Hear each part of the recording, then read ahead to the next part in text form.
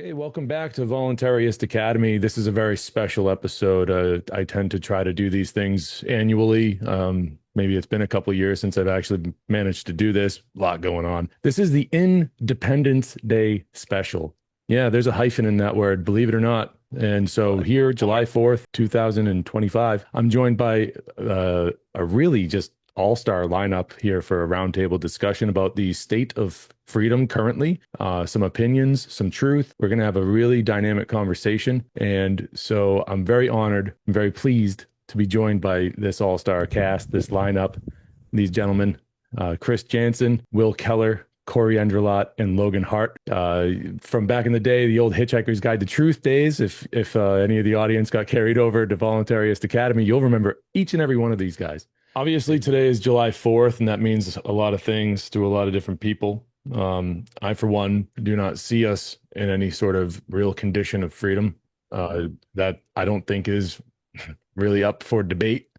A lot of people would try to debate that, but I think that they would simply just be wrong. And it's really hard for people to cope with that these days. There's a lot of coping going on out there. What do you guys think of the current state of affairs here in at least the United States? And maybe we can stretch it out to more global matters, but we all live in the United States. So let's start here. Who would like to go first? I will. I've got something that came up for me when you were first introducing when you said some people would argue, and I thought, yeah, that's true that a lot of people have this idea of freedom based on relative freedom, as in there's we're more free than other countries, therefore that means that we're free. But that's not actually the case. If you're in a prison and there's guys in solitary confinement over here, and these other guys can go outside and run around in the yard or whatever, they might be more free, but they're still in a prison and they're not actually living in a state of freedom.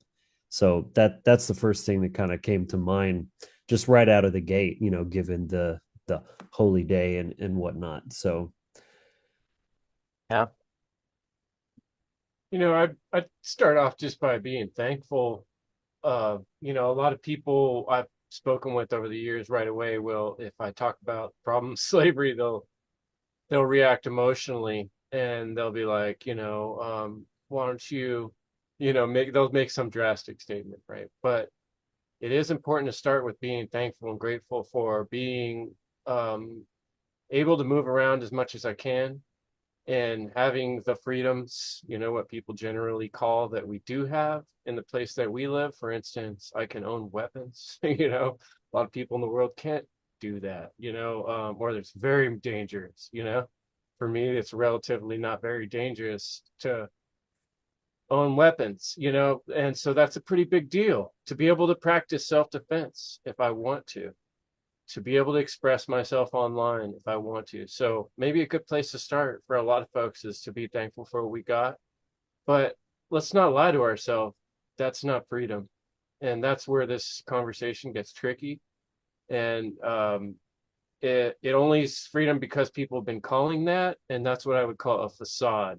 Like when you look at the new little shopping mall going up and they put the big fancy uh, sharp points on the top with like the western front, and then you look around the back and it's just the front of a building and it's not really, there's no essence to it. Well, that's the level of freedom that we're at compared to what it could be. And so I'm not saying I'm not thankful for what I got, but those of us that can be speaking up should be speaking up, because not only is it not what it could be, but the situation seems to be getting worse, and likelihood of logic and reasoning says that it's going to get worse based on what we're seeing. But I'd love to hear what Corey has to say about it. Where are you at, Corey? Florida, right? Want to Yes. start? Okay. And Yeah. there's a lot of constitutional conservatives here, people who say they care a lot about freedom, liberty, and property ownership, a lot of things that you guys go into detail with in your works. You define it, you're looking at all the little bits and pieces. And I went to, a college campus locally, and I asked college students, I said, "Are you free?" And many of them didn't know really how to define freedom. They all had different varying ways of defining it. So going back to what Logan said, seems as if it's a little relative just in the definition alone. People said it's not some like objective thing and that it really depends on what you mean by freedom. But I was asking, I was like, well, are you free? Do you feel free? They were speaking on other people's behalfs. They were speaking on some sort of general idea, but I was asking them personally, do they feel free? Right? And so that's just something I wanted to put out there. And, it's very interesting observing people's responses. And I've been trying to do a lot more of that lately. But the way I see it, based on reflecting on a lot of those interviews and looking at your guys' works and then studying, of course, the abolitionist history, not just the American founding fathers, freedom is something that is more important than anything, right? It's more important than property and life because if you aren't free, you can't really have property, you can't really have a life to live. And so the abolitionists, were willing to go to jail for their beliefs. The founding fathers were willing to, stand up to some strongest army in the world for their beliefs. And nothing would stop them because of the passion and the inspiration that they had. And if I were to similarly ask a lot of college students about purpose and about passion and about what inspires them, I'm sure there's something that gets them going every single day, but is one of those things freedom? Is that something that they care about, or does it take something big in the world? Let's say what happened in the previous years, or 2008, a big collapse, or 2001, a situation in the world for people to start to actually pay attention. Because of all the people that I've interviewed as well, people who go 50 years in their life, they have some life experience, former cops or whatever, they tell me, it's these events that really broke them, or it's because of the trauma they had to go through, all the experiences. Can we learn before we get those experiences, before we get hurt? And that is my question rather to the audience, because if you're truly free, is this something that are you going to be in a world where you feel like you have to be stuck in your home, where you feel like you have to be stuck by certain mandates? Because then you're not really free, right? Because you can't choose how to live your own life.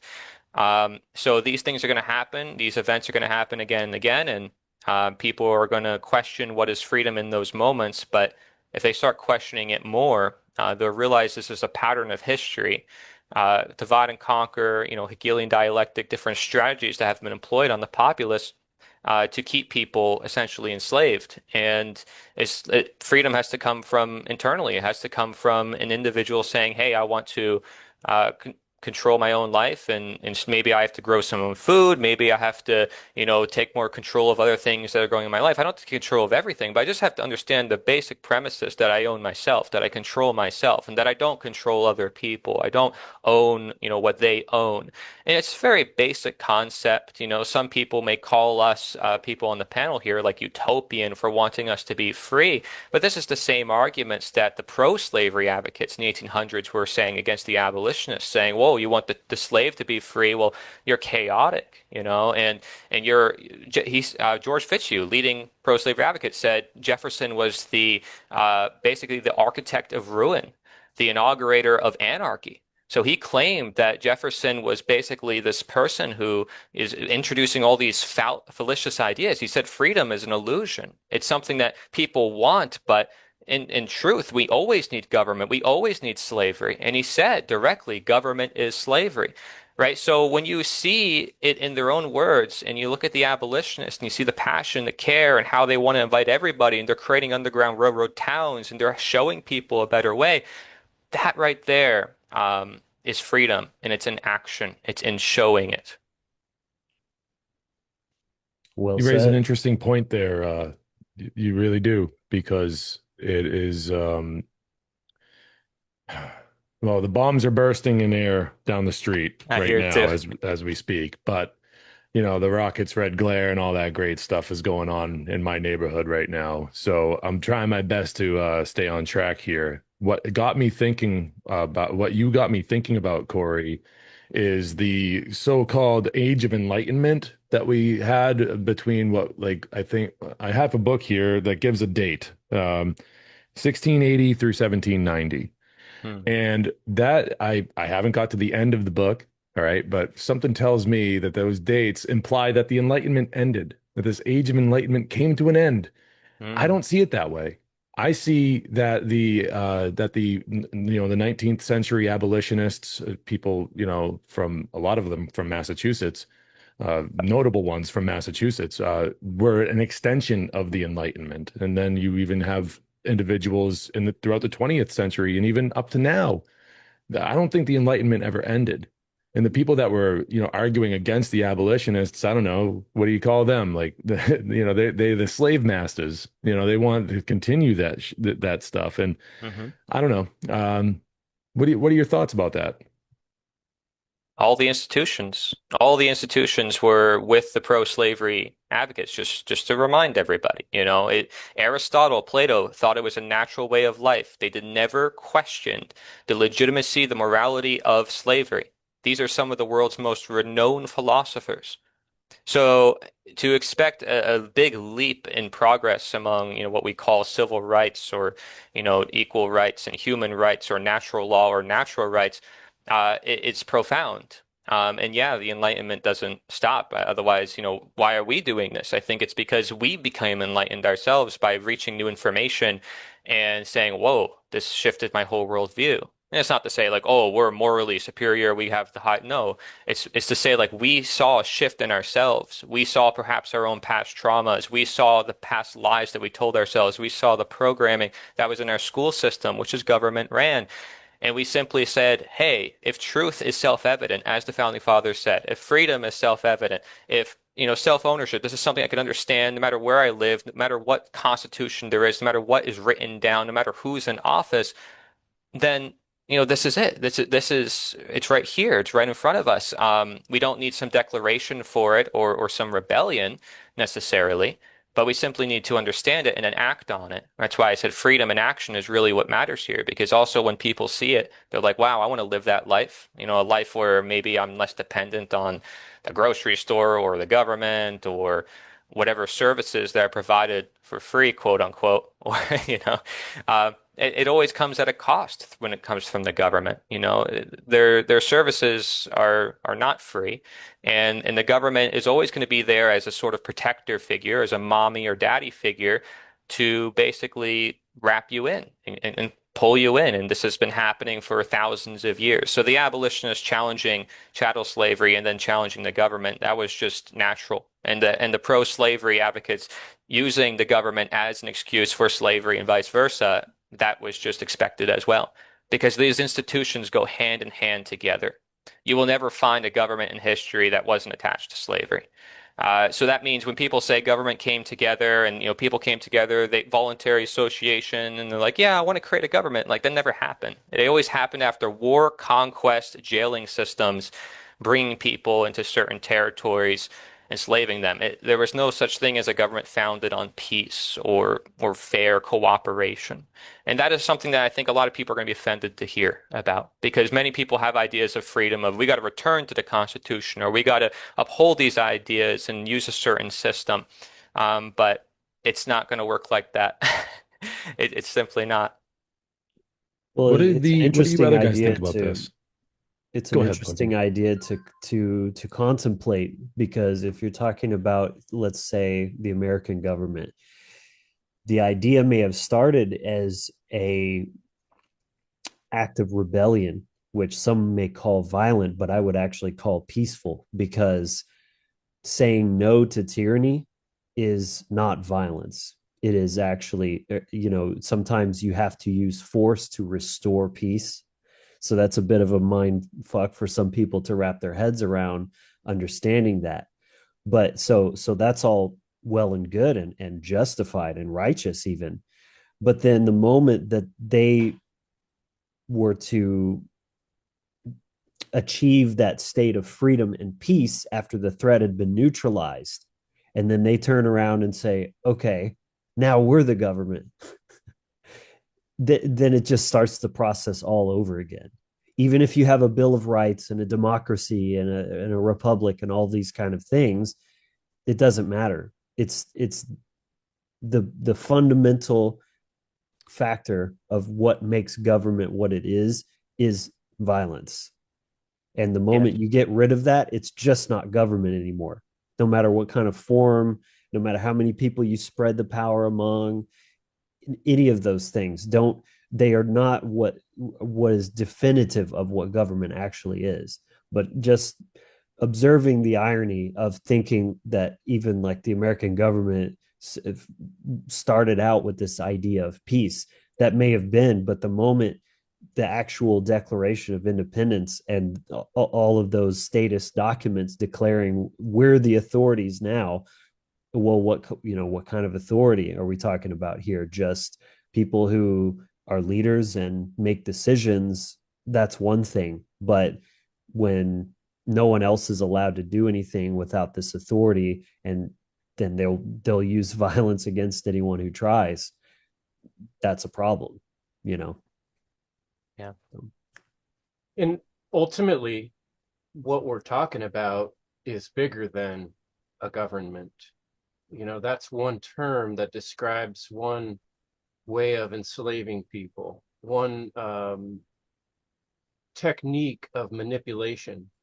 The bigger problem ultimately has to do with people's belief systems and not having the initiative to guide and control that balance of faith and trust in the life, initiative, and logic in a way that we're discovering for ourselves what truth is and communicating that with our community, right? And so because there's been so many generations of this not being done, it's a completely foreign concept. And I always think back to the episode I did with Leslie Powers on Finding Nemo. It's to me just the best allegorical description of the situation I see here, where we start talking about freedom and it feels like already right away that there's going to be a 90 some percent of the public that are not using the term to mean the same thing that we mean. And in Finding Nemo came from the ocean. And can you imagine the level of freedom you'd have being a fish born in the ocean to the level of freedom you'd have if you were born inside of a tank, inside of a fish store? Mm. And that's what all the other fish in the tank had lived their whole life. They'd never seen the ocean. So Nemo shows up talking about the ocean is like us trying to talk about freedom. And the other fish that grew up in the fish tank their whole life, that's the belief systems, right? And it's not just government. It could be the religion that your parents, it's actually a combination of a bunch of weird stuff conglomerated together, been flashed into our heads with movies and television and music and all kinds of intensive levels of layers of this stuff, along with all of the pain and trauma of all these generations that are like getting covered up with these layers of beliefs and authoritarian ideas and pushing people around. And so we find ourselves in this huge ball of humanity's trauma, dealing with our emotions and all these problems we've created by never being able to be in the ocean, by never actually experiencing it. So when we start talking about it, it's confusing because all of us, nor our parents, nor their parents, have really, really ever felt what it would actually feel like to have freedom, because there's always been some level of control going on as far back as most of us can remember experience, with weird small little examples we can find of people that have managed to find some semblance of cooperation rather than authoritarian belief system, that people don't own their own body, that other people can do that. We could just switch that around anytime.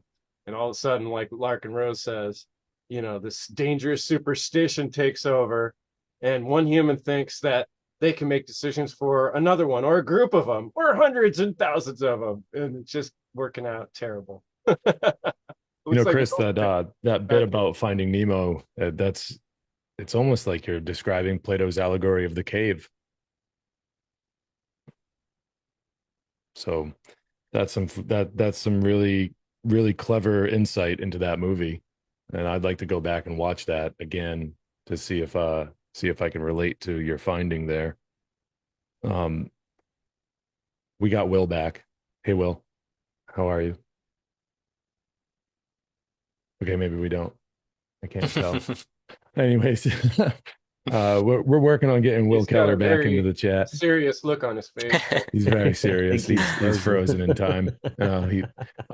So something that's been on my mind a lot in recent months is the thought of anarchism being simply just a condition, like we have a condition of slavery, call it what it is. All of us here understand this. Um, what what do you guys think about this condition of anarchism being just a condition, and the actions that are necessary to bring on that condition of real anarchism? What do you guys think needs to be done to get there?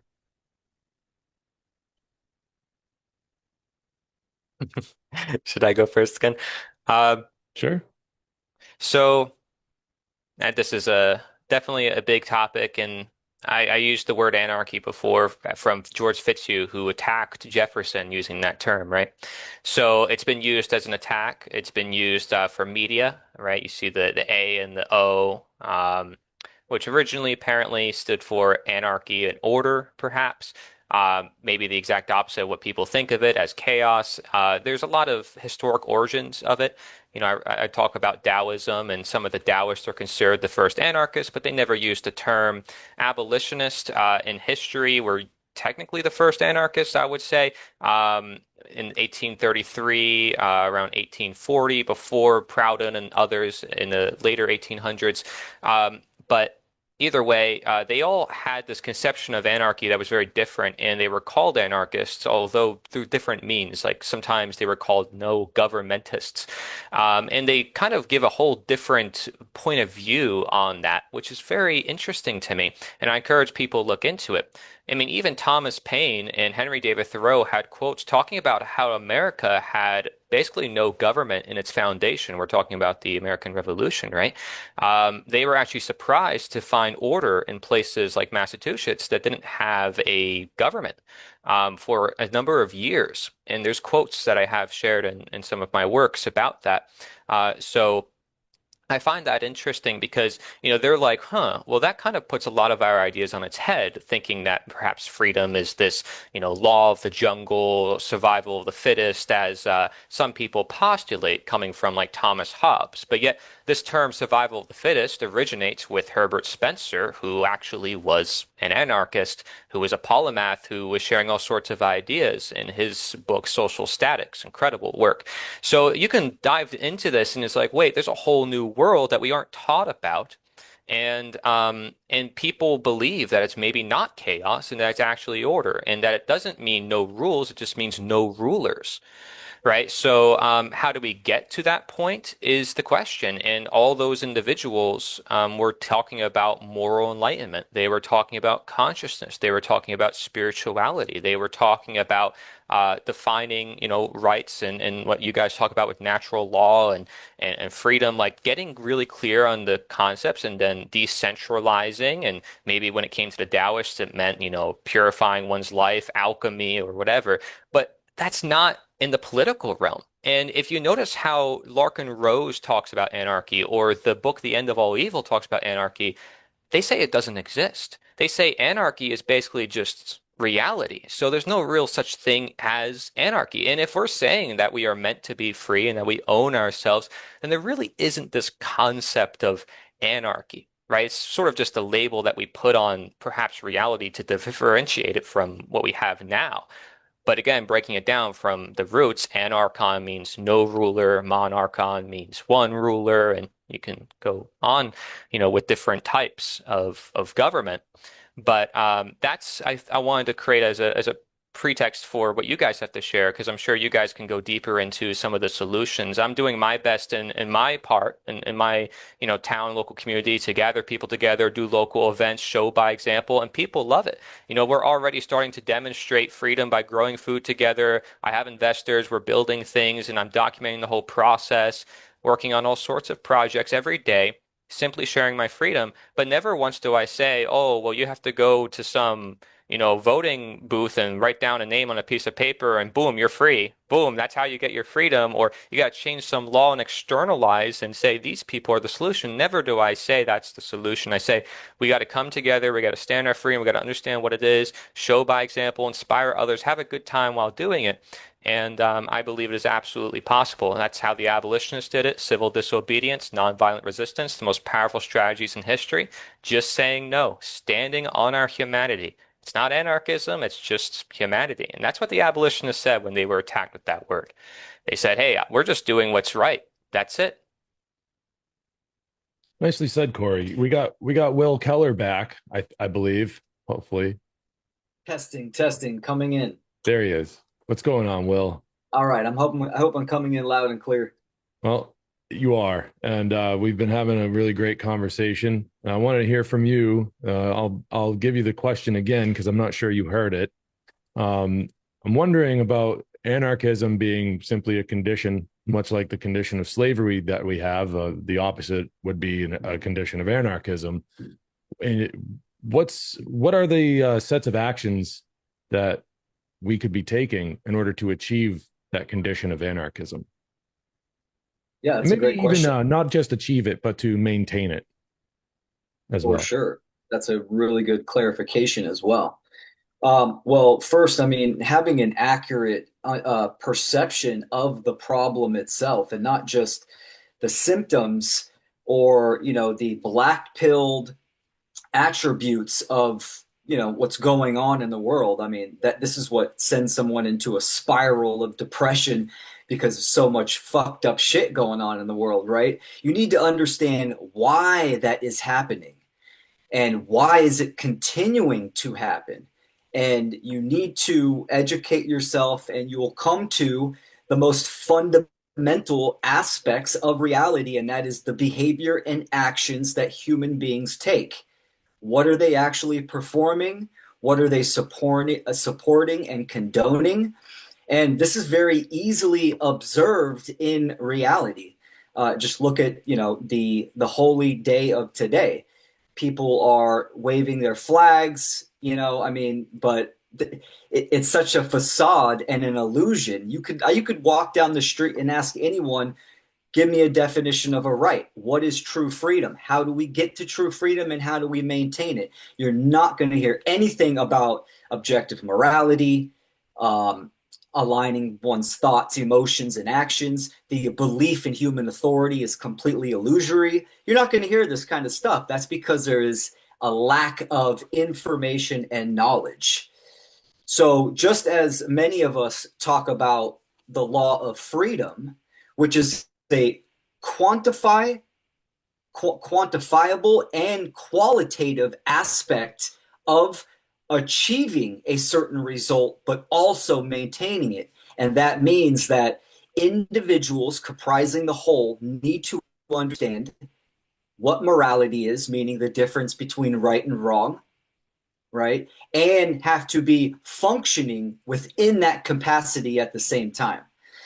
So for me to even step onto the path of going the right direction, right, there has to be numbers involved, meaning individuals first and foremost need to understand rights and morality, right? So this is kind of the whole objective of doing the one great work. The one great work is simply contribution. What are you doing towards the goal of achieving anarchy, achieving true freedom? Corey's doing one thing, fantastic. James is doing his thing, Chris, Logan, etc. It's all about contribution, participation, and being active. And with those causal factors in mind. So it's definitely twofold. It's knowledge-based and action-based. Nicely said, Will. Brilliant. Yeah, I wanted to add a few things as well. Um, First, it's very interesting what Corey was talking about of the idea that anarchy isn't really a thing. It's more like the absence of violence really is what it is. I kind of think of it almost like silence is the absence of sound. it's the default state when there's no violent activity, you know. So that's getting into a very metaphysical type of realm of consideration, just because it's almost like is nothing something or nothing, is zero a number, this kind of thing. Like, you could argue both sides, but yeah. Getting back to the main question, as far as making progress in this department, of course, the true singular answer is knowing it for yourself objectively, based in truth, and sharing that with others. And that's been spoken about extensively for good reason. It is the one correct answer, but I would like to offer a little bit more nuance and peripheral aspects to this, because there's another problem at play here besides ignorance. Ignorance is a big part of it. And many people, like myself, for example, when I first was exposed to these ideas, this philosophy, there wasn't a lot of resistance from me. My initial reaction was like shock that I'd never heard this before, and how much sense that it actually made, and just how absent it was in normal education or everyday conversation among people, right? But there's a lot of people that have a very different response to it, because as rare as that is, as far as like even coming across the information, and to be able to just, it clicks and you accept it and you start, there's still going to be a process of rewiring your brain. I mean, for me, it took a couple of years to really like integrate it and weed out all of the contradictions and inconsistencies in my own belief system and everything like that. But alternatively, people like us are going around in the world and sharing this information and directly telling people, i.e., exposing them to these ideas, and they're hearing it and saying, fuck you. I reject it. I don't want any part of it. So that's a different problem.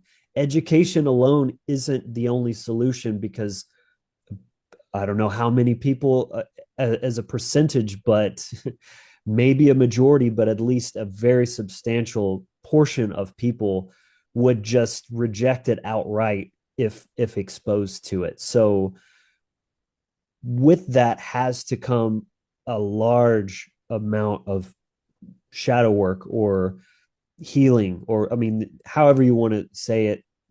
Shadow work gets thrown around a lot. It's almost a little bit a meme at this point, but not that it's not true or a good term or anything like that. But I mean, there's a lot of people that speak endlessly about shadow work, yet the lack of the evidence that they're not actually doing it is written all over their behaviors, the way they speak to other people, the way they, some of the beliefs that they hold.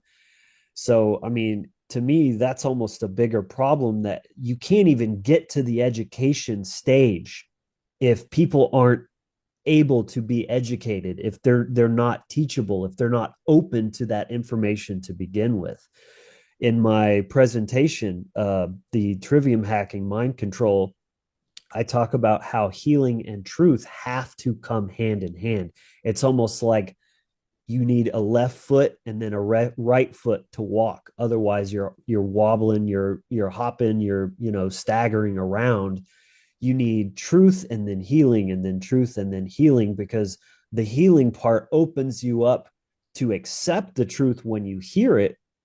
But then the truth itself is healing as well, because it acts as that sledgehammer, breaking through those layers of calcified bullshit, indoctrination, and just beliefs that are held to protect those, the shadow and the wounding, that it's all kind of part of the same thing, is what I'm saying.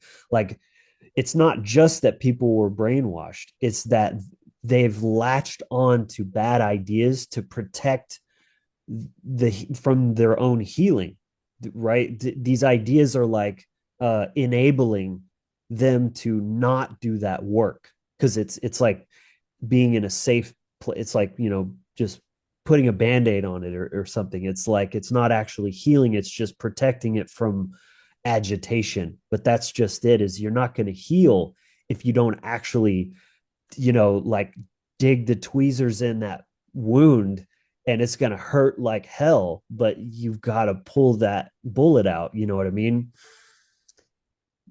So For sure. anyway, just the big picture that I'm trying to make is just uh healing has to come with it. And I think another part that has to be touched on is, because people are just as resistant to healing as they are the truth itself. So what is that it factor? I don't exactly know. I've thought a lot about this, and I think the last line of it is when people have had enough suffering, they'll either run all the way off that cliff and just plummet to their own doom, rather than face the truth. And many people, unfortunately, would go that far. No amount of anything is going to change. They're just fucked beyond repair. And I mean, that's a brutal, harsh truth, but I believe that is the case. When somebody's been so inculcated from day one of life here on the plantation, there's just no coming back from it. Sometimes it just depends on the person, depends on their own, like, spirit and it, like, capacity for those things. But for the people that there is a chance for, uh it's still going to be the most difficult, hardest road, rather than just going, like, seeing the light, seeing the value, and moving towards that because you actually care. Your heart is online enough to move you in that direction. Is, at least, I guess it's kind of the satanic aspect of self-preservation, is when I'm suffering long enough, then I'll, ask the question, maybe there's a better way. What can we do differently, because I can't take this anymore. So I'll leave it there. I know that was kind of a rant, but I love that you said foobar, because I remember in the link when James hit us up and he's like, "Hey, you guys want to talk about the state of freedom? What do you guys think about the state of freedom?" I typed in foobar. It's screwed beyond all recognition, and that can be sad. It can be black pilled, and I see why people start looking at certain stuff and they just turn away. It's too painful to even look at. And maybe I've often thought maybe that reaction occurs in a psychological subconscious way to keep some people from even consciously looking at a thing, before they give themselves that opportunity, and that's partly why they can't see stuff in the first place. So, but harkening back to you're asking about the definition of anarchy. I love how Corey and Logan answered that, especially because to me, I've always thought about, like, mathematics of the situation here. Government was a technology of way of governing people. It's an invention, it's an invention. It's a human invention. It didn't exist before humans invented it. And so before it got invented, then what did we have? Like, I love that you said default condition, but yeah, so that's anarchy. But, we just did an episode with the One Great Work Warriors about hopium, high on hopium. And I just kind of wanted to talk a little bit about the balance between hopium and hope. The reason I love this book so much, The End of All Evil by Jeremy Locke, and I based my whole podcast on it, is because it does really bring a lot of hope. It points out that this is just a matter of time till freedom emerges. He said, "Never in all of history have the elements been arrayed against the evil manifest in tyranny and slavery as they are today. The dreams that born in the hearts of billions have been growing stronger through the millennia. The children of this world are owed a liberty from slavery that few are able to comprehend. This is the most exciting era in all of human history. It is the dawn of freedom of mankind." So, like, when you look at the bigger picture, it doesn't matter how much concrete you put, eventually nature's going to bust through, And it could be a long time. It could be a lot of concrete. And that's what we're dealing with. Like I said, layers of BS, generations, right? And so we might have to go through a lot of struggles. But the trouble with that question is where it comes from is this is what people always want to demand of us when we talk about the concept of anarchy, of no rulers. They say, well, how are we going to get from here to there? It's like, I'm nervous about it. This doesn't seem possible. And so I'm not really on board with the principle that you're describing here because it looks like it's not going to be a safe journey for me. And that's the emotion, that's the heart of that question, that why it hits us so much, because people don't want to get on board of an idea that's not going to work out good for them. Get on the Trump shit. At least, he might be crazy, but they got a lot of guns. I'm going to go with the big gang. They got all the weaponry. I hate to say it, but you guys are screwed. You're outnumbered. And so it's like, what do principles mean then? If we're choosing something from our heart because it's it's because what the creator wants, then it's not about like what's going to work out best for me and my family in the next few years or the next generation of humans. It might come out terrible for a while if we do the right thing. Think about if you shake up a bottle and then you open it. Yeah, it's going to spray everywhere. But I mean, you got to do something. You got the bottle. It's all, it's like maybe we could do it in a calm way and let the steam out little by little if we realize what was going on. But in order to do that, we'd have to be able to communicate. But we're all too emotionally we'd have to have teams working together, and mutual aid society type of things.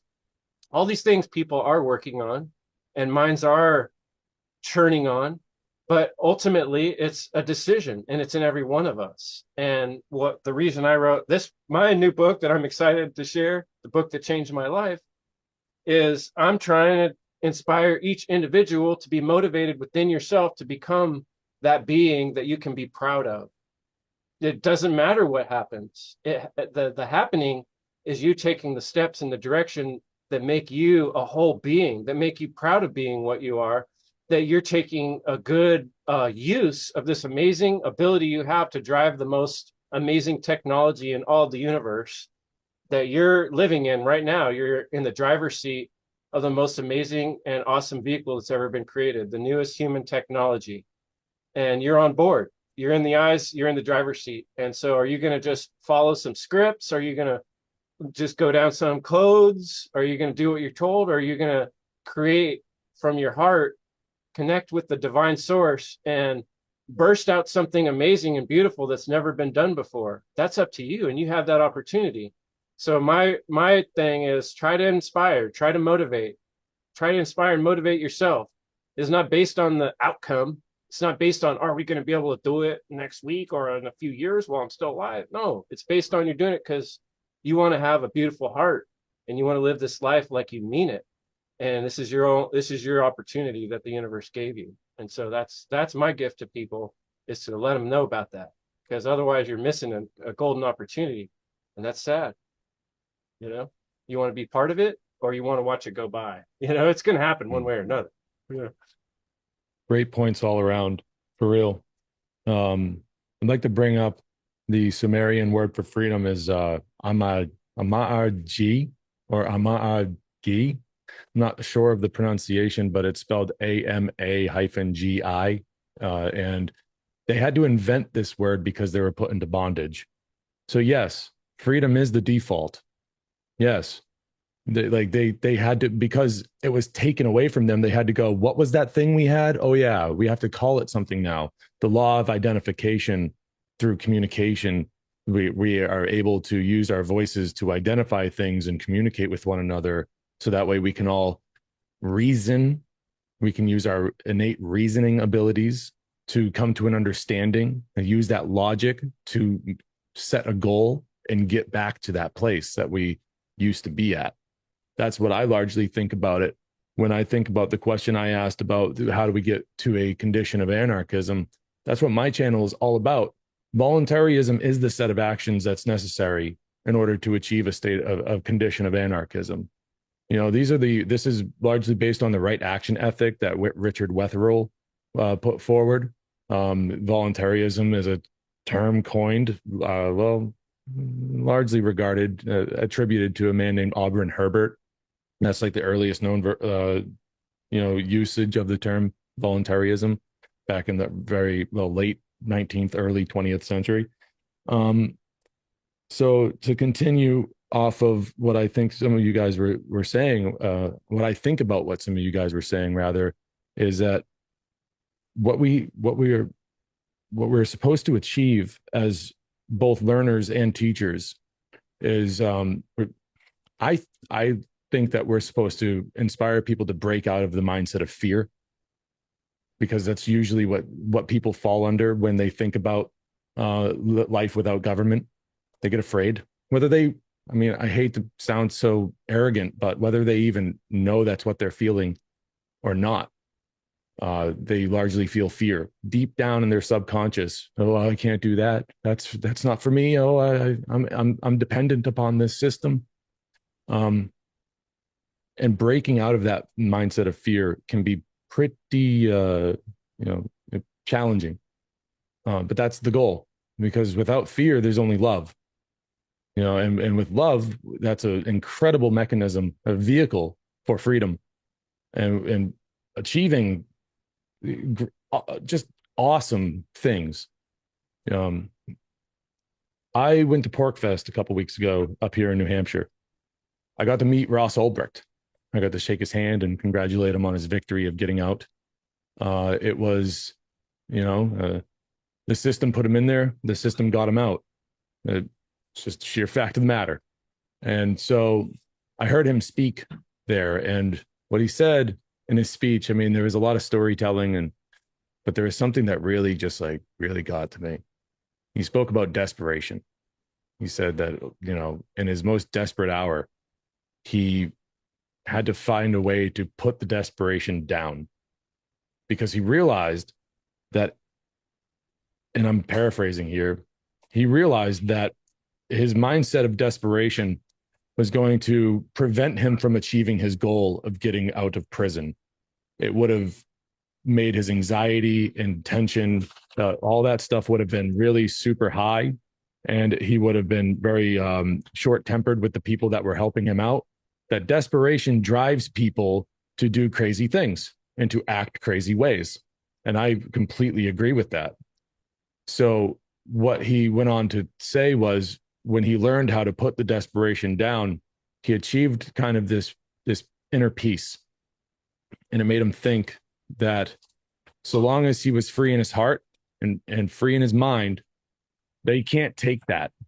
They can put his body in a cage, but they can't take him being free in his heart and free in his mind. And to achieve that, he had to learn to put the desperation down. Um, so what? I don't know if there's really a question there, or if I'm just continuing the conversation. If any of you want to, take it from there, Good points, man. please, by all means. I thought that was fantastic. You've made a lot of really good points. You mentioned desperation. What came to mind for me was also scarcity. When I talk about permaculture, which is one of the ideas heavily associated with voluntarism, and there's an increasing amount of books now coming out connecting voluntarism with permaculture, because it's an ethics-based system. It's not just a way of growing food. They're basically aligned one to one. And gardeners don't see it, and people who study philosophy on voluntarism side don't see it. So there's a gap being built there, just between, same thing with agorism and abolitionism. Like, there's a bunch of ideas that happen to coincide because they all just care about freedom, and that's a beautiful thing. That there's so many of these ideas coming to light, and people finding new ways to express that, right? And of course, I've been very experimental with a lot of that as well. One of the projects I have, you mentioned truth and health being a core thing together. Absolutely. I have a project called Health Revealed with Leslie Powers. Chris, you probably know that. And it's a fantastic project with hundreds of researchers and psychologists and people who study human behavior. And one thing you mentioned, you were at Pork Fest. I want to ask you how inspiring that was for you, because It inspires me when I see community come together, when I see the solutions being enacted, when I see people just having these conversations, and new people and people who have never had it before, questioned it, or thought they were all alone. And I happen to bring them together to these events. And every single event, we have somebody who's new, and we have new speakers, and people are just bringing material. It's like happening on its own at this point. Seymour Saracen, who's a leading community psychologist, said that this is the basis of what he calls the anarchist principle, which is community. And community is so important for health, right? People are looking for community. One of the reasons why they don't want to rebel in the sense of what we're talking about, not rebel as in like I want attention or whatever, and rebel in the sense of just saying no and standing on their freedom, is because they're afraid of their peers. They're afraid of what the people around them are going to think and say. And maybe they don't know about some of the concepts, but deep down in their heart, like you were mentioning, they do. They know that violence is wrong. They don't need to be taught objective morality. They need a quick look in the mirror to see their own shadows, their own traumas. They need to do the inner work. And, maybe some people are really lost because they were in, prison systems, and maybe they do need to be taught a little bit of moral ethics and morality, right? But the vast majority of people know the basics that violence is wrong. They simply have contradictions and hypocrisies through the superstition of statism, right? And that's a mental problem here. It's a social psychopathology, which, people like who is it that did the hierarchy of needs? Maslow, Abraham Maslow said if we want to evolve beyond self-actualization, we actually have to understand this term anarchy. He said this directly in his book. And yet, where are the psychologists talking about it? Carl Jung said it's state slavery, and that to get out of it, we have to do, he is associated with shadow work, basically, a lot of his works. So here you have a bunch of people who study human behavior, study the mind, look at things deeper, and they're all pointing toward this like different idea of freedom, which is beyond political ideology, beyond collectivism, and looking at how can we heal the individual.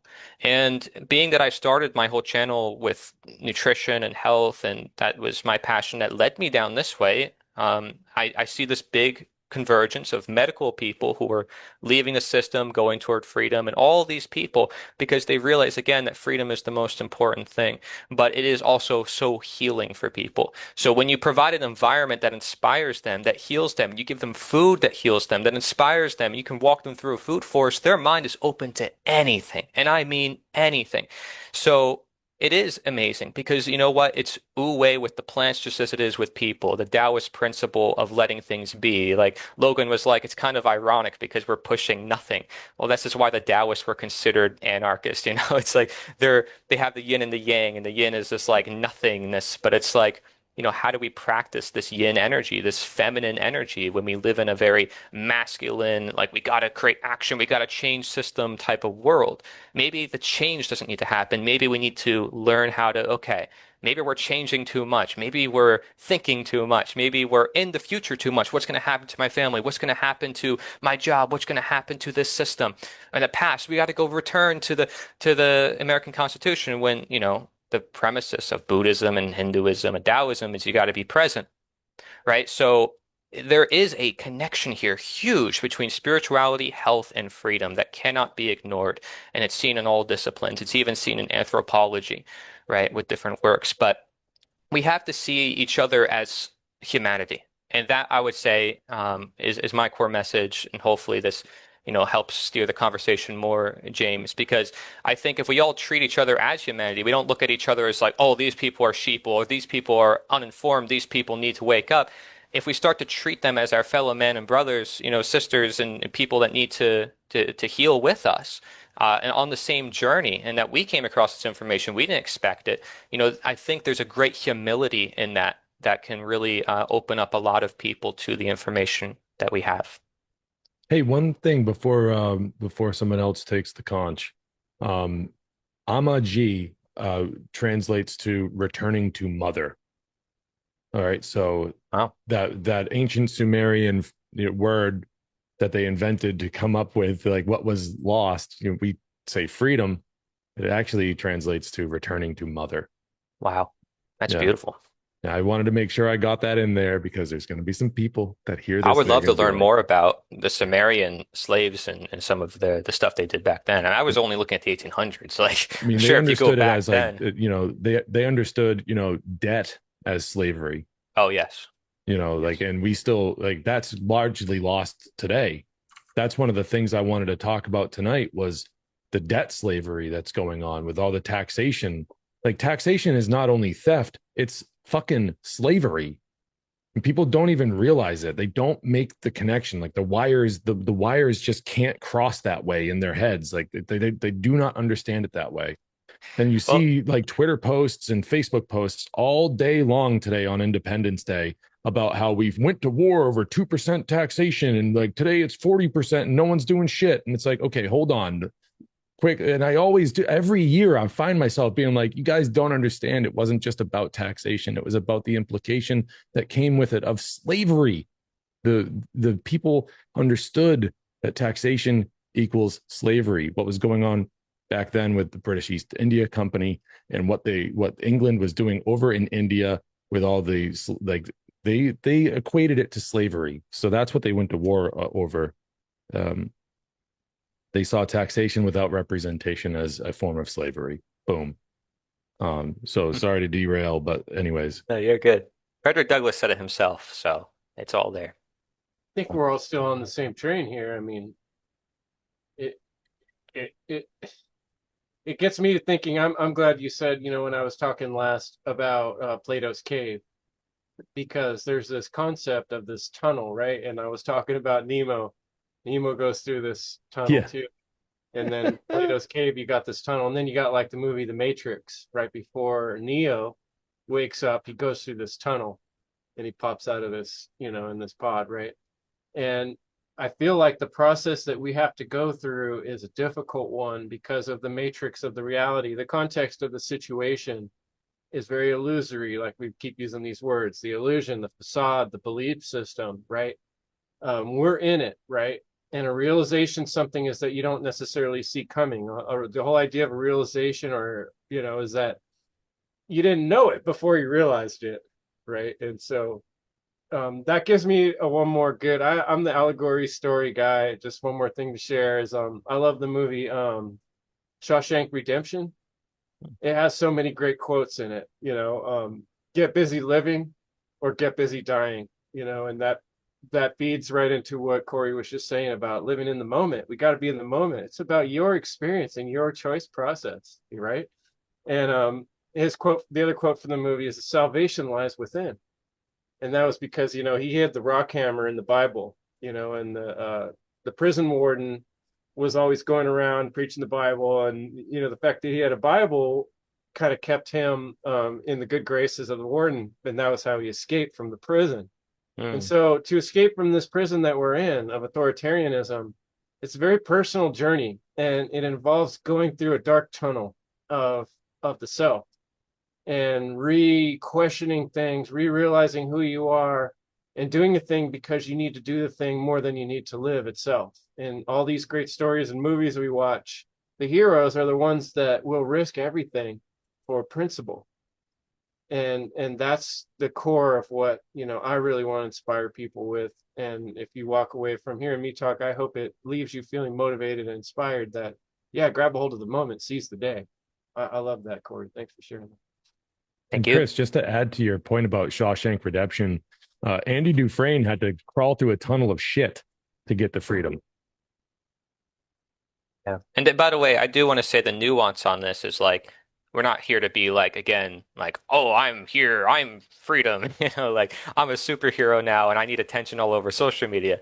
There's the flip side to it. People will get too heroic, too high on their horse. But yes, absolutely, people should be inspired and have passion. Like you read that book, The End of All Evil, just the words in that, right? How much passion goes into that forecasting humanity, looking at things, reflecting on it. I mean, that right there is passion, and anybody can do it. Nobody, like, if people think, oh, I can't write a book or I can't produce a video, it's like they put themselves down right away. It's totally possible. You first have to believe that it's possible, right? That is freedom within itself. People are not just free physically. They can be not free spiritually or mentally, which is really the roots, right? Right, enslaved by their own limiting beliefs. Yeah. I wanted to touch back on that point earlier about the return to mother, that freedom term. It really ties beautifully back to what I was saying about the default, because you know I was thinking earlier after I said that it's similar to nature itself. Nature is the default. That's why we use, nature. My definition of nature is that which is not man-made. That which is independent of human creation or influence. And there's a sliding scale too, because there's degrees of influence and all of that, just like there's degrees of freedom. And this is a piece of what I consider to be my holistic worldview, and why, yes, freedom and anarchy are of vital importance, but it's also not the only end all be all. And as you just said, Corey, there's a spiritual factor as well. So that's why I talk so much about animism and paganism, because it's the spiritual aspect. And I view it as spiritual anarchy, because when we speak of anarchy and freedom, 99% of the time we're talking about physical freedom, or freedom from physical slavery, because it's defined through physical force or violence. But again, that's just one layer. And if you're looking at everything from a spiritual perspective, then you certainly can't neglect um, the spiritual freedom aspect of it. And just for me to describe that, I would say that just as anarchy is sort of physical, or the state of physical freedom, I see animism as the mindset of spiritual freedom. And because it is the default spiritual mindset, just as freedom is the default state before someone gets a mind virus in their head that gets them to justify slavery for whatever reason via moral relativism, animism is the default natural, keyword there, that's the continuous thread through all of these, is natural way of looking at the universe, but not just as an observer, because animism and paganism is about being part of it. You're a participant. You are the universe and nature, and those things are you. So that's why I talk so much, if just equally probably on my channel, about those things, because I would see something like religion as the spiritual equivalent in a way, or parallel to government, physical government, because government is a claim upon your body, and it is based in this false authority, whereas religion is kind of that way. It's this authority of like, and coercion as well, right? You must live this way and do these things and not do these things, or else you'll burn. That's a form of coercion. And so anyway, yeah, I like to look at things very holistically, and see how all of these pieces are kind of the same thing, but through the law of correspondence, and natural being the common theme that binds them all together. And that's why I say natural law is that, because natural law is what kind of is the thing that encompasses all of this together, because there's nowhere that natural law doesn't apply. That's what makes it universal. And so when you apply natural law to the physical realm, that's where anarchism comes in. But when you apply it to the spiritual, in my view, there's only one place to land, and that's the animistic mindset of understanding that you're just part of the whole, which is not only the natural world, but the a fractal of the God consciousness as well. Which is the same thing. It's all fractals. Nature is fractals. It's you're a part of it. You can zoom in infinitely or zoom out infinitely, and it's all just more of that. It's all nature. That's the unifying vision that I like to apply to everything because it is universal and it applies to all things, including the topic that we're specifically touching on here. So that was me just now zooming out of the anarchistic conversation that we're having right now and seeing that that same pattern is much bigger than that as well, but it's also not that it Yeah. doesn't exclude that. Well, even what you just said about everyone being part of the whole, it's like it, then you start, looking inward with that Mm-hmm. philosophy and saying, why would I want to hurt others? If I'm a part of the whole, I'm just hurting myself. Eventually, Exactly. that's what it boils down to. And that So, reminds me of the one other thing I wanted to say. That's perfect segue to that because who was that earlier that said not viewing other people as the enemy. I think that was Corey. Mhm. It reminded me of one thing that I learned in the Candles in the Dark seminar that I thought probably was my biggest takeaway. I mean that was an amazing learning experience, but one of the most profound things that I took away of it was not viewing statists as the enemies, but statism is the enemy. You're almost like a doctor trying to heal someone of a sickness. You can be anti the sickness, but you're actually trying to help the person. You're not like you know I don't know, you're not condemning them, you're not looking them as disgusting scum because they've come down with some nasty disease. You wouldn't be there if you didn't care about actually helping the person. I mean, not nowadays with you know the profit aspect of, but I'm talking about just in an ideal situation. um Seeing it's like us versus the problem, and the problem is the belief in authority, which is a fucking mind virus. And I can help lead you out of that if I ask the right questions and get you to see the fallacy in your own beliefs. And then you can have that moment of like you're excited for them because they're actually getting it, and they're kind of coming out of that zombified state, if you will. I Mhm. just see a lot of egotism and elitism in the freedom circles of like just voters and statists. They're all retards and they're not Yeah. worth your time even trying to this and that. And there's something to be said about not everyone can be saved. I already said that earlier, but that doesn't mean you have to hate everyone and think that you're better and just look down on everyone else. That's not helping you, it's not helping them, and it's just further creating division, which is what the powers that should not be are constantly exploiting and counting on that division and those dialectics that they can just manipulate people, and they never turn towards the true enemies.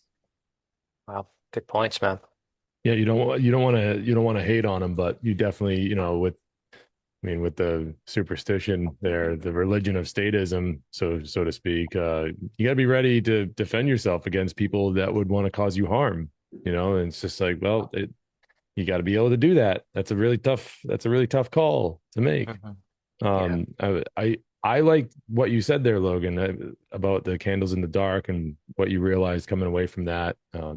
You've learned from that seminar. A lot of what I try to do is try to just communicate to people that these ideas are not novel. And, there was a time where they were rough around the edges and largely ignored. So the polishing process really never took off. But we can start now. We can start today, That's right. but we need more people to understand. So instead of like jumping down people's throats and being like, haha, you don't know what I know, therefore I'm like some, superior intellect, and oh, I'm better than you stinky statist. Like, no, it's our job, it's our obligation to teach people, to nurture them Mhm. into having a better mindset, a more positive mindset, where they can do for themselves with that which they could not do before. And so, I largely try to focus on the logic and reason behind the ideas of anarchism or voluntarism, more specifically, because Mhm. it's through that you get to actually I'm not telling you anything. I'm just saying, here's some information. Now you process it. You change your mind. I had to change mine. No one changed mine. Other than me, I did. So you have to do it too. I have no right to change your mind. If I was going to go and try to change your mind for you, I'd be no better than the people I complain about. So that's what we got to do. We got to also, while maintaining being a learner as well, because, truth evolves. It evolves over time. There are certain objective truths that we've already discovered that will never change, but we can learn more. There can be more added to the pile. And Sure. so that's what I meant by truth evolving over time. Yes, there's an irony there. It's like we say truth is always what's here, what it always has been, but it's also something that we use to say it's something to attain. So, there's always nuances in some of this, which is why I did my work on opposites. Um, but I do want to touch on some things. Do you mind about Logan? Some of the things you mentioned, I think they really relevant. And we're hitting about the hour mark, so I'll just try to make it pretty quick. But I think it's relevant to this idea of freedom. Because you're right, it doesn't just stop at anarchism or a free world. There's a spiritual element to this, and it actually relates, of course, to freedom, but it also relates to the emerging artificial intelligence that many people fear about. And that poses its own risks that some are in parallel to which they're the mechanisms of statism and the physical slavery that we're talking about, but there's certain mechanisms that are not the same.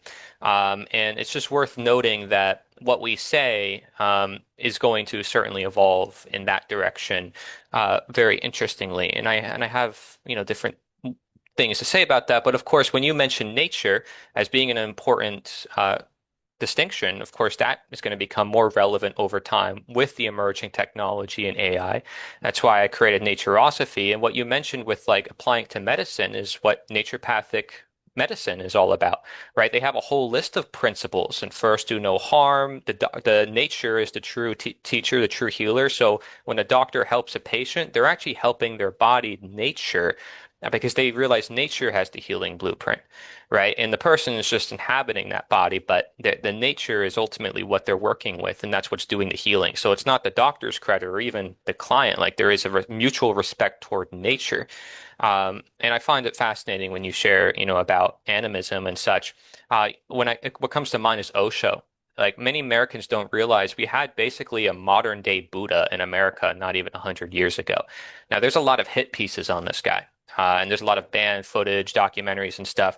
But if you look at his information, right, and the stuff that he had to share, I will tell you it's almost parallel to what we've been sharing. And this was in the 50s and 60s. And of course, you see it with other people like Alan Watts, Terence McKenna.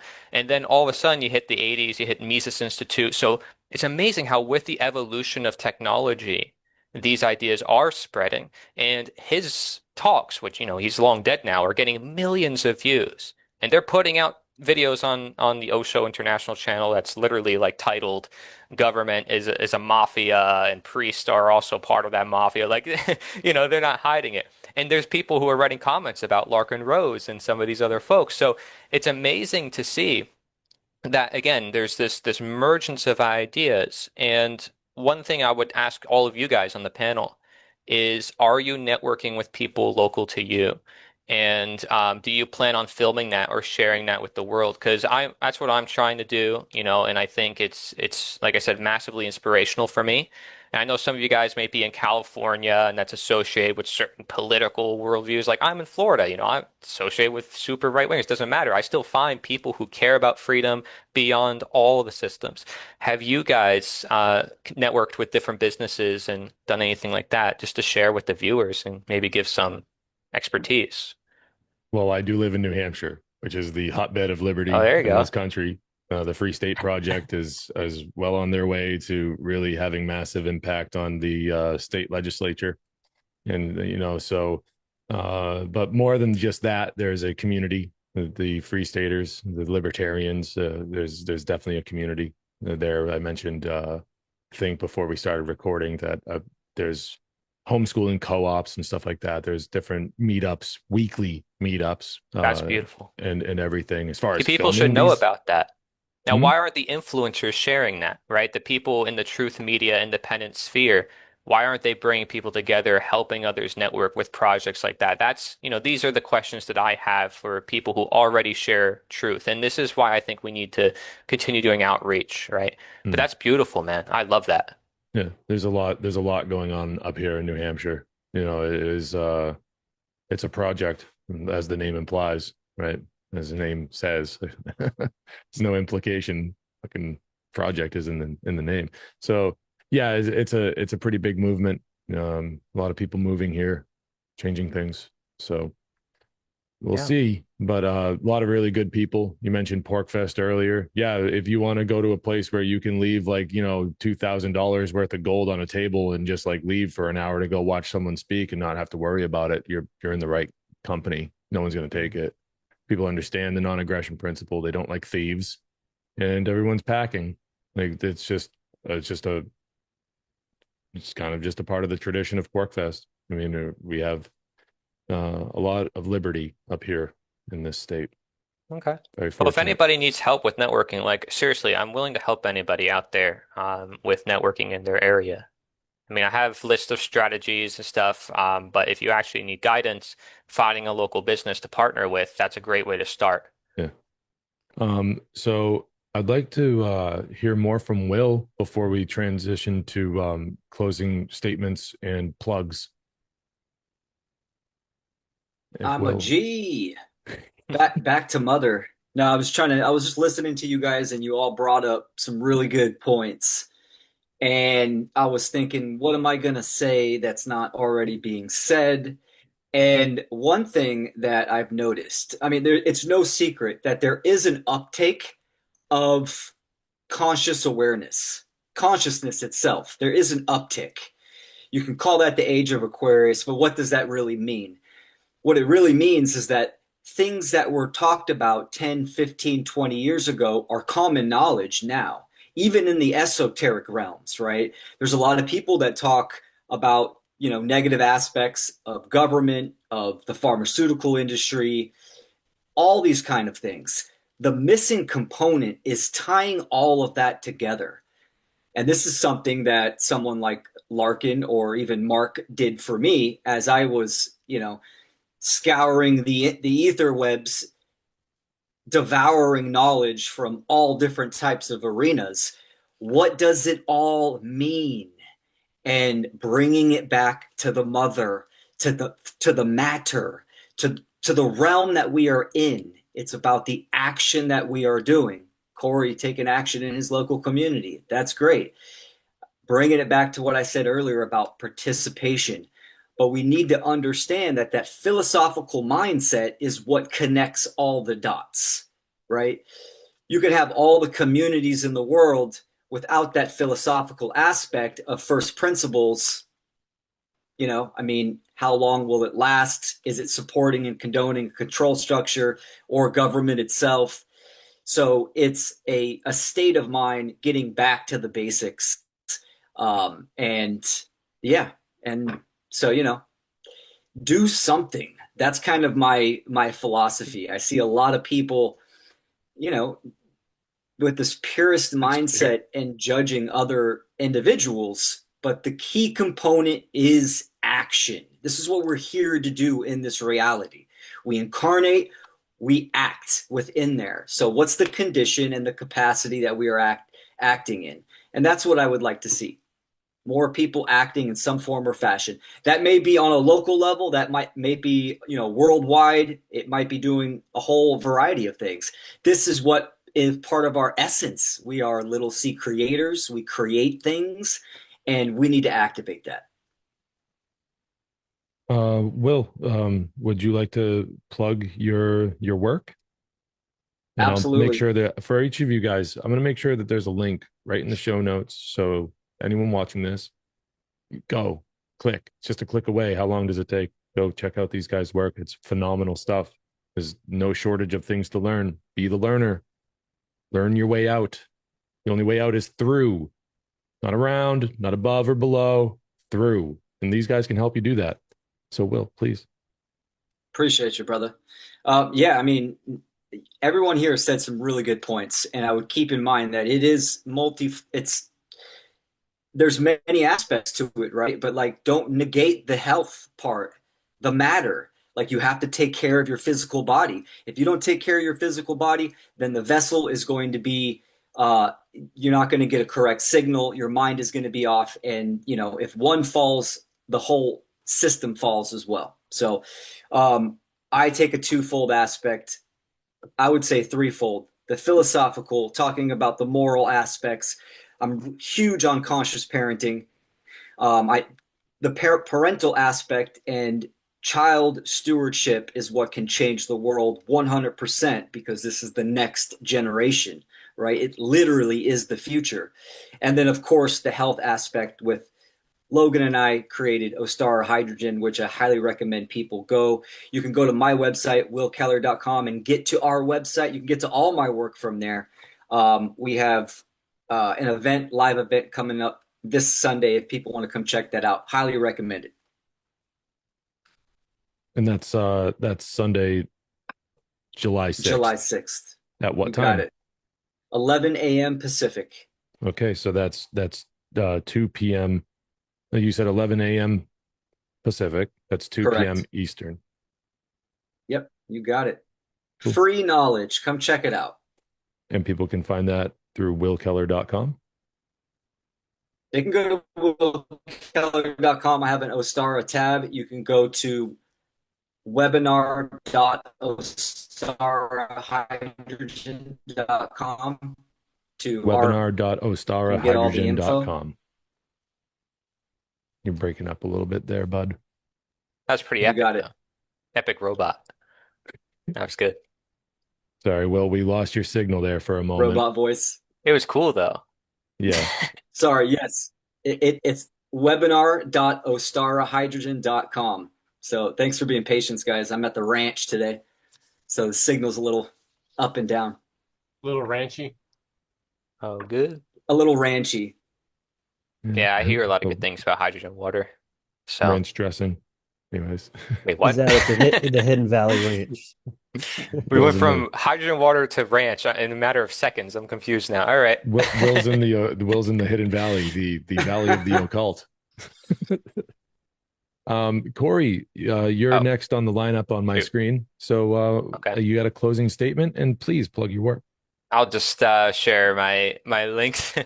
Corey, Nature is the Answer in every platform. Constantly experimenting, going through a lot of different changes and shifts constantly.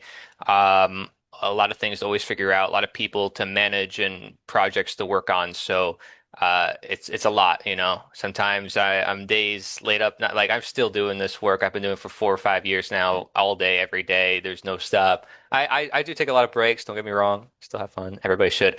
But yeah, the past week I was, I was crying a little bit. I had to figure out some things, there's a time for inner work when you're always putting out content, and then there's, time to reflect, and you have to figure out where you want to go, and you want to make sure you're always doing what's true and what's honest. And so, while also trying to make an impact, but it's like for me, it's always about doing what is right first and foremost, right? So, yeah, it's just you meet a lot of amazing people if you network, and I tell you, all sorts of experiences I've had in the past year just being here in Florida. It's been wild. So I welcome everybody to do the same. We got a website to send people to? Yeah, I think it should be on the screen. taplink.cc/Corey Health is all my links, but otherwise, theliberator.us, healthrevealed.org, and I don't really share Nita.one, so if people share that, I mean, I guess. But it's old. Nita.one, nita.one. It sounded like a businessman when I first promoted that, let's be honest. You guys probably knew that. But when, it took a movement that was meant to share a lot of these ideas. And I still, uphold a lot of the messages, and I still think a movement could help a lot. But I want people to find their best method of sharing the information. And, if it helps to have a symbol and to have a website where it leads people to information easily, that's what that was created for. Otherwise, the liberator.us is mass collaborative, and anybody can join it. Awesome work. Awesome work. Logan, I got you next, pal. How are you? I'm happy. Thanks. Good. Yeah. Okay. So I'm a bit like Corey, very multifaceted, and some days feel like a bit of a madman doing, you know, doing too many things and spinning plates all at once, kind of a thing. But my primary, especially in context of this conversation, people are welcome to check out the Wizard Factory. You can go to thewizardfactory.com. Obviously, all my socials are there, primarily focused on YouTube. I've been a little bit slow the past couple of months. Actually, really been focused on Ostara. So I've been working on the website, planning this webinar that's coming up this weekend, and all of that. So of course, Ostara. We also have a podcast there, and of course, definitely check out. Come join for the live webinar this weekend, 11 a.m. They already spoke of it. So yeah, webinar.ostarahydrogen.com. We're going to give a good presentation on hydrogen, the many benefits of it, what are our products, and the different ways that you can start using it. And very, very amazing and not very well known stuff there in the health world, but it's coming up in a big way, and we're excited to be part of that. Um, yeah, I guess I can talk about Logan Makes Noise is also just a fun side project where I do silly voices, impressions, music, things like that. Really, though, in the show notes or whatever, we can just put my main link tree that has all my other link trees linked to it. It's a tree of link trees kind of a thing. They all connect. So anyone, whatever of that sounds interesting to whoever's listening, check out whatever, whatever tickles you fancy. So yeah, thanks for having me on, man. Well, you're most certainly welcome. We lost Chris. Ah, just in time We for can his plug his plugs. website, right? Yeah, yeah. So Chris Jansen is the host of the End Evil podcast. Excuse me. You can find all of his work at endevil.life. There'll be a link in the show notes for that. And it's too bad Also, because I would have loved to. chrisjanston.com. Yo, yeah, chrisjansen.com. That's good. That's good too. Yeah.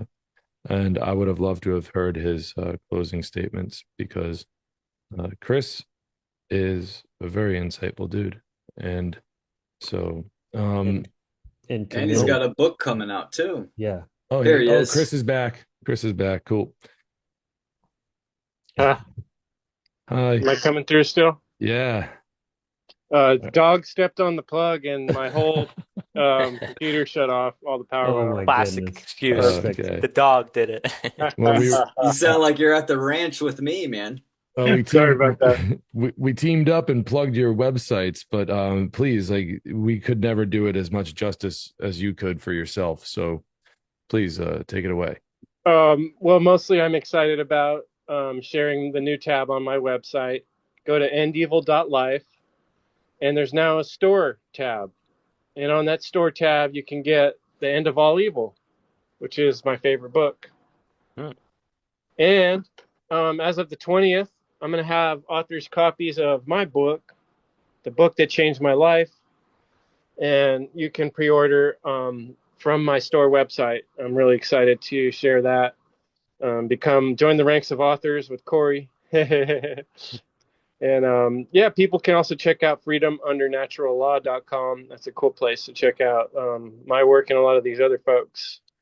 But yeah, mostly check out endevil.life and check out the book. These books are great tools.